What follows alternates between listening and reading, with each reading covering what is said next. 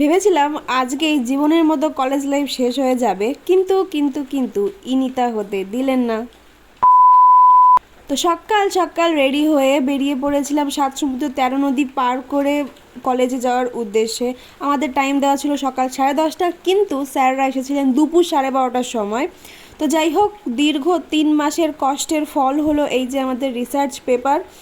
তো যথারীতি 1টা নাগাদ স্যাররা আসলেন, আর এসেই শুরু হয়ে গেল প্রেজেন্টেশন। এরপরেই আমার প্রেজেন্টেশন ছিল, যার কারণে আর কি একটু দেখে নিচ্ছিলাম। তো যাই হোক, ভালোভাবেই আমার প্রেজেন্টেশন কমপ্লিট হয়ে গেল, আর আমি ভ্রমর হাতে করে বসেছিলাম, দেখা যাক কাকে খুন করা যায়। তো সকলে তো ভীষণ নার্ভাস ছিল যে কি হবে না হবে। তো যাই হোক, দীর্ঘ 2-3 ঘন্টা ধরে প্রোগ্রামটা চলার পর আমরা একটু চাটা খেয়ে আবার নিজেদের গন্তব্যে বাড়ি পথে যাচ্ছিলাম, কারণ পরের দিন শুক্রবারে আবার আসতে হবে আমার। তো যাই হোক, অর্ধেক রাস্তা প্রায় অর্ধেক ভিজে ভিজেই আমি যাচ্ছিলাম ছাতা বের করার আটকে।